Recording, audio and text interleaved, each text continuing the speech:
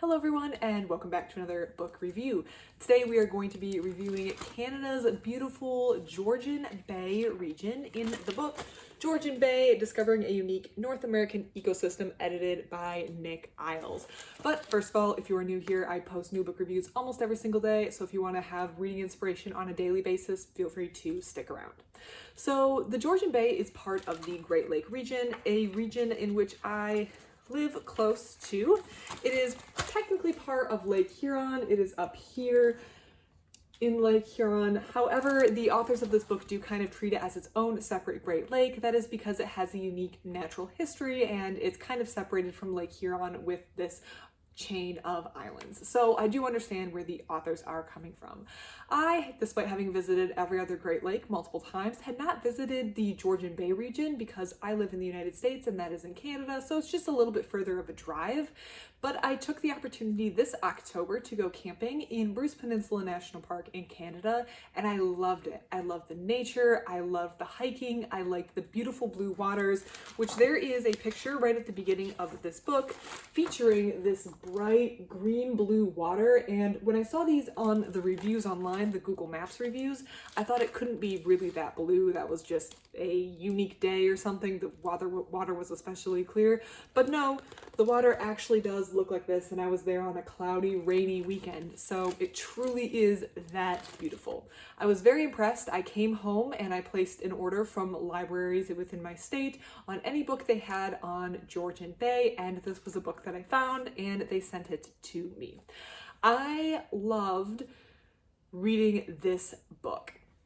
This is the complete guide. This is 250 pages, about maybe a little bit more, and I know how long it normally takes me to read a nonfiction book of 250 pages, and this book took so much longer because I really took the time to read everything, and the authors took time to dig into every topic that is being explored.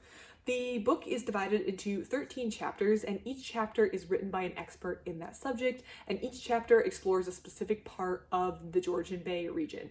Everything from geology, where the actual rocks came from and the ice ages, how they affected them, prehistory, Native American settlements, European settlements, wildlife, so mammals, fish, crustaceans, birds, the art that's been created around Georgian Bay, and conservation efforts that are still ongoing in this region. So as I mentioned before, each chapter was written by the expert, but each chapter is also accompanied by absolutely stunning photography. The photography really is what stands out and kind of shows the nature of the region that you're in, the sense of the region that you're in.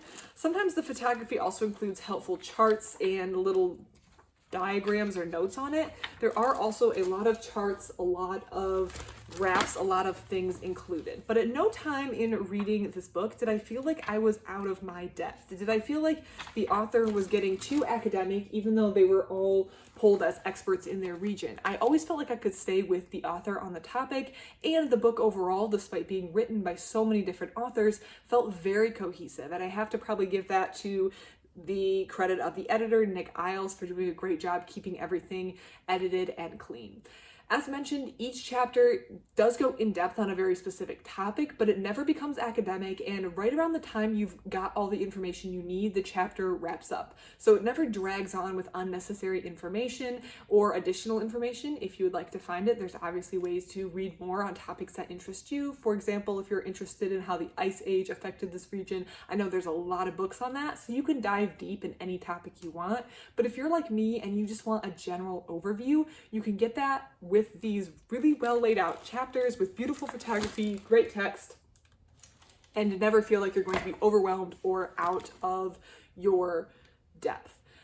This book I really appreciated on a personal level because there was a lot of things that I saw when I was there that I didn't know how to explain or I didn't even think of, and this book clearly explained what I was seeing in terms of erosion and weathering patterns and exactly what part of the earth I was seeing, the history I was seeing, as well as the history of the region that I was in. So I almost wish, I do wish I'd gotten this book before I went to Bruce Peninsula National Park, because it just gave me such a complete overview of the region. Every part of this book was enjoyable. I felt like I learned so much about the region, and even though it was only 250 pages, I spent get so long reading this. And that comes back to a word of caution that I would like to offer. I highly recommend picking up this book. This book is very enjoyable. The only thing you need to worry about when reading this book is you're going to want to book an immediate trip to the Georgian Bay region to see the beautiful region yourself. But a word of caution, even though this is 250 pages and it doesn't look that big and is filled with photography, which you may think can kind of pad out a book, you cannot read this in an afternoon.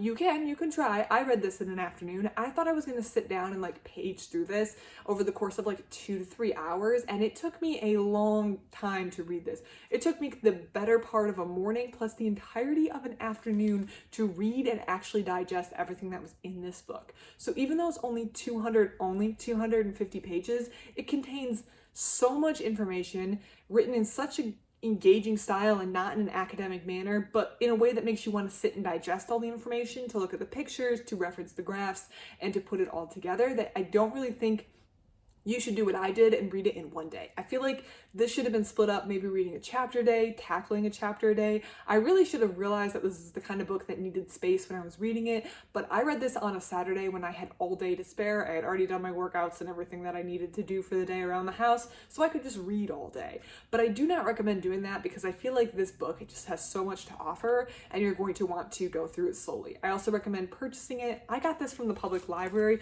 but this might be one that it's worth investing in just buying if I can, because I would like to have this on hand to reference frequently and repeatedly. I'm sure all the information is available online, but I am just partial to print format. I just like it. It's very quick and convenient to search things online, of course, but just having a physical book with this beautiful photography is something that I can just see myself wanting. So if you are looking for a beautiful exploration of a part of the world that maybe you live in, maybe you're familiar with, or maybe you've never heard of before this book review, I do recommend this Georgian Bay, Discovering a Unique North American Ecosystem.